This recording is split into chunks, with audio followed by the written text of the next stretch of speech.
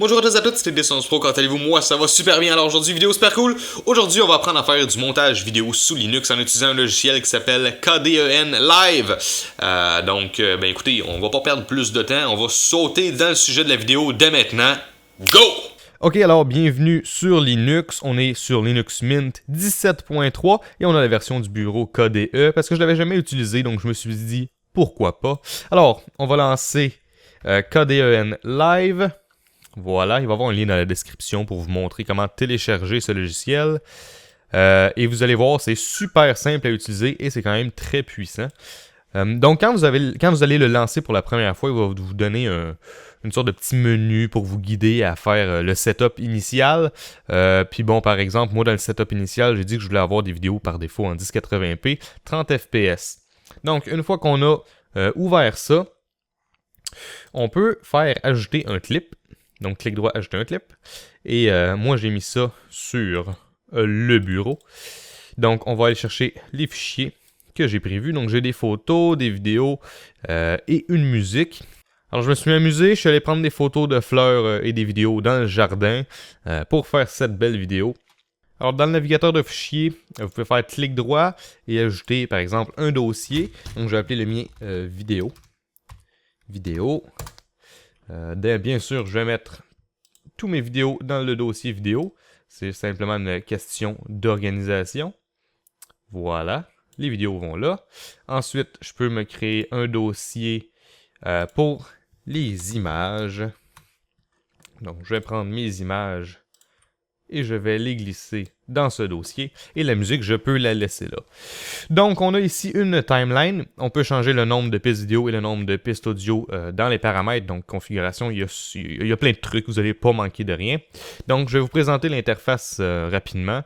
Donc, bien sûr, ici, on a tout le menu.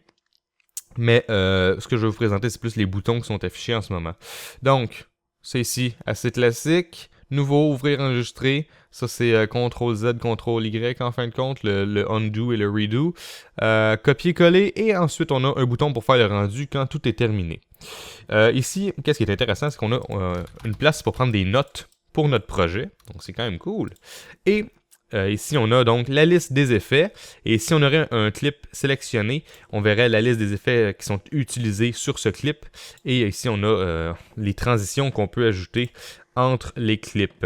Ensuite, ici, on a le moniteur du clip. Donc, si je clique seulement sur un clip, je vais pouvoir le voir ici. Ou sinon, le moniteur du projet. Donc, c'est tout ce projet-là. Et le moniteur d'acquisition. Donc, si j'avais une caméra branchée ou un truc du genre. Donc ici, on a un petit cadenas, c'est pour bloquer ou débloquer une piste. Ça, c'est pour qu'il y ait de l'audio ou non. Et ça, c'est pour cacher ou ne pas cacher une piste, en fin de compte. Donc, pour voir celle qui est en dessous, par exemple. Il y a plusieurs modes pour ajouter des clips à la timeline. Le mode normal, donc disons que j'ai un clip dans vidéo 3 et qu'ensuite j'ajoute un clip ici, ben vous pouvez voir, il va être en haut, mais je peux me mettre par exemple en mode écrasement et je vais pouvoir mettre le clip par-dessus. Alors il y a aussi le mode insertion, mais en ce moment il est désactivé, donc je ne peux pas vraiment vous montrer ce que ça fait. Ensuite on a la flèche, donc pour sélectionner des clips et les bouger. On a le ciseau, qu'on peut couper des bouts de clips, et ensuite, voilà, on peut séparer des bouts de clips. Et on a déplacer. Donc, ça sélectionne tous les clips à partir de l'endroit qu'on clique et ça bouge à partir de là. Ensuite, on a un bouton pour adapter le zoom au projet. On a des boutons de zoom comme dans l'habitude. On peut cliquer ici pour séparer la vidéo de l'audio quand on va ajouter un clip. Donc, si par exemple, j'active cette fonction et que j'ajoute ce clip-là, ben, vous pouvez voir que l'audio a été séparé du clip. Mais moi, je vais enlever cette fonction-là pour cette vidéo. On a ensuite le bouton pour afficher et enlever les images de nos clips, donc un genre de preview. Ici, c'est pour afficher ou cacher l'audio de nos vidéos, parce que quand on ajoute une vidéo, la piste audio est dans la même piste que la piste vidéo en fait, mais on peut ajouter des pistes audio séparément aussi. Et on a ici un bouton pour afficher les commentaires des repères, sauf que j'ai aucun repère en ce moment, donc je peux pas vraiment vous montrer ça non plus. Et ici, c'est le mode pour aimanter ou ne pas aimanter. Donc si je pousse ici, on voit que ça colle comme ça. Il le clip ensemble, et si j'enlève ça, ben il va juste plus le clipper. Je glisse par-dessus tout le temps. Bon, alors vous savez déjà à peu près comment le logiciel fonctionne, c'est vraiment pas compliqué. Donc on va juste faire un petit montage d'exemple, là. Un truc assez simple. Puis après ça, on va voir ce que ça donne, je vous montrerai le résultat. Donc je vais glisser quelques clips comme ça, avec celui-ci. Et je vais mettre des images aussi, tiens, pourquoi pas. Des images que je pourrais mettre entre chaque. Et pour faire des transitions, oups, je ne sais pas ce que j'ai fait. Pour faire des transitions, en fait, il va falloir qu'on mette, vous voyez, je mets une piste au-dessus d'une autre. Puis ensuite, quand je mets, je vous laisse zoomer plus que ça, quand je mets ma souris dans le coin, il y a un petit truc vert qui apparaît. Là, je peux cliquer là et vous voyez, ça fait une transition. Et je peux changer le type de transition, il y en a plein. Mais si je vais dans le preview du projet, on peut voir que là, on a effectivement une dissolution. Donc là, il y a de la misère à le générer en temps réel parce que je suis en train d'enregistrer la voix et la vidéo en même temps. Mais bref, si je clique comme ça, vous pouvez voir, il y a effectivement une transition. Donc je pourrais cliquer là et mettre une autre transition. Je pourrais mettre une autre sorte. Mettre, disons, Hard Light. Je sais pas trop ce que ça fait. Ah voilà, ça fait un effet de luminosité. Voilà. Ensuite, je peux ajouter, tiens, une autre photo. On va mettre du bois. Yes. Yep. Comme ça. Mettre une autre transition ici. Ensuite, on va mettre... j'ai envie de mettre cette image-là. Et voilà, on glisse. Transition, transition. Et voilà. Ensuite, moi en fait, je veux pas écouter l'audio des pistes que j'ai enregistrées parce qu'il y a juste en fait du vent. Donc, je vais supprimer le son de mes pistes audio. Et ensuite, je peux ajouter ma musique juste en dessous. Et voilà. Donc maintenant, on peut essayer de faire un petit montage avec ça. Donc si je fais play en appuyant sur espace, on voit que il y a de la belle musique. Et on voit les plantes qui arrivent. Mais moi, je trouve que ça arrive pas assez vite. Donc, ce que je peux faire, c'est modifier cette longueur-là. Mettre ça comme ça. Là, je peux ramener ça ici et ça là. Donc là, déjà, quand la vidéo il va commencer, on peut voir que les plantes sont déjà... les fleurs sont déjà dans l'image. Voilà, c'est absolument magnifique. Et qu'est-ce que je pourrais faire aussi, c'est... je pourrais ajouter un effet. Donc, ça serait dans mouvement. Donc, je voudrais accélérer mon clip. Donc, je glisse l'effet dessus. Et ma vitesse, je peux la mettre, disons, à... Tiens, pas autant que ça quand même. Mais disons que je la mets à... Tiens, 275. Donc là, ma vidéo, elle va aller beaucoup plus vite. Bon, alors là, j'ai un effet de rapidité. Là, en ce moment, l'ordinateur, il aime pas trop ça parce que je fais du montage vidéo en même temps d'enregistrer ma voix et la vidéo. Mais bref, je vais vous montrer le montage de toute façon à la toute fin. Donc, je vais encore glisser mes trucs là, comme ça. Et voilà. Et voilà. Et disons, ici, en fait, sur toutes les photos, j'aimerais ça avoir une transformation. Donc là, j'ai ajouté l'effet Crop Scale and Position. Et je peux changer le scale en X et en Y. Et je peux changer la position aussi.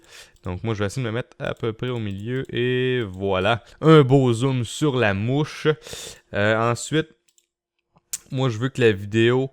je vais vouloir que ça devienne plus foncé. Donc, je vais pouvoir mettre dans la liste d'effets. Je vais pouvoir mettre l'effet, par exemple, Brightness. Et le mettre là-dessus. Et il y a l'option de mettre des keyframes. Donc, je vais cliquer là-dessus. Et en ce moment, donc là, je vais pouvoir glisser la position, en fait. Et ici, par exemple, je veux que ça soit encore à 100. Mais, quand je suis rendu à la fin, je veux que l'intensité soit à 0. Donc, pour faire ça, je vais rester donc à l'endroit où ce que j'étais précédemment. Donc, ici, j'avais dit là, je vais faire ajouter. Donc là, j'ai ajouté ma keyframe à 8 secondes. Et quand j'arrive donc à 9 secondes, à la fin, là, je peux mettre le 0. Donc là, vous pouvez voir, je vais zoomer en fait pour qu'on voit mieux. Il y a une ligne. On voit ici 100%, 100%, 100%. Et là, oups, ça descend jusqu'à 0. Donc voilà, ça c'est pour ajuster le niveau de lumière.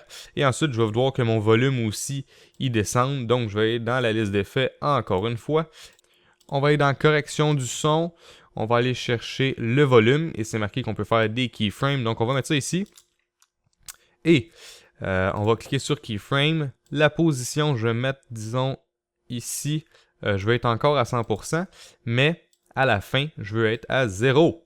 Donc on peut voir encore une fois la ligne qui descend.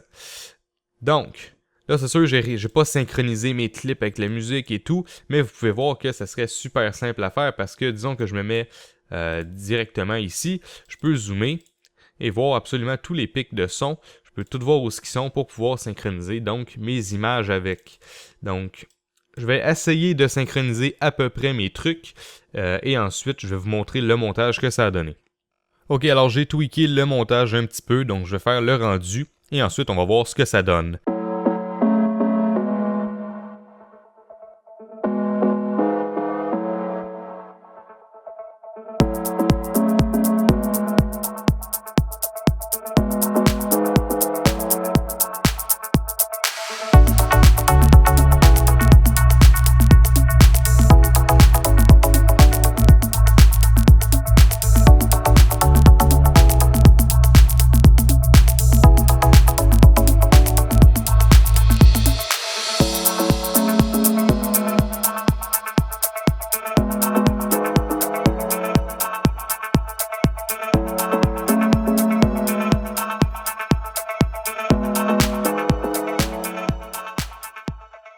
Alors comme vous avez pu constater, c'est vraiment pas compliqué faire du montage dans Kdenlive, mais il y a énormément d'effets qu'on peut appliquer et il y a aussi beaucoup de transitions comme vous avez pu le constater. Je ne les ai pas toutes démontrées bien sûr, là. Je vous laisse un petit peu expérimenter avec ça, mais comme vous pouvez voir, c'est un logiciel qui est quand même assez stable, pas vraiment eu de bug avec, et ça peut complètement remplacer votre logiciel de montage vidéo si vous faites des vidéos qui sont pas trop compliquées, j'aurais envie de dire. C'est sûr que si vous avez besoin d'After Effects, il y a d'autres alternatives sur Linux, mais il va falloir... vous ne pourrez pas juste faire ça avec Kdenlive, c'est ça que j'essaie de dire. Donc, il y a plein d'autres logiciels qui existent pour faire du montage vidéo sur Linux ou de la modélisation 3D, des animations. Il y a beaucoup de choses. C'est sûr, si vous travaillez en équipe et que vous travaillez avec des personnes qui sont sous des logiciels Windows, vous ne pourrez peut-être pas nécessairement autant collaborer avec eux. Ça peut être le désavantage, mais si vous voulez essayer ça, de faire du vidéo sur Linux, donc par exemple pour votre chaîne YouTube ou quelque chose du genre, et que vous voulez laisser de côté Windows, si vous voulez essayer de quitter un peu Sony Vegas ou Adobe Premiere ou des trucs du genre, ça peut quand même remplacer ces logiciels-là, je pense, du moins les fonctions qui sont de base. Alors j'espère que vous avez apprécié cette vidéo. N'hésitez pas à laisser un j'aime et à laisser un commentaire et à me rejoindre sur tous les réseaux sociaux populaires, donc YouTube, Facebook, Twitter, Google+, Instagram. Et moi je vous dis à la prochaine pour une autre vidéo. Ciao tout le monde!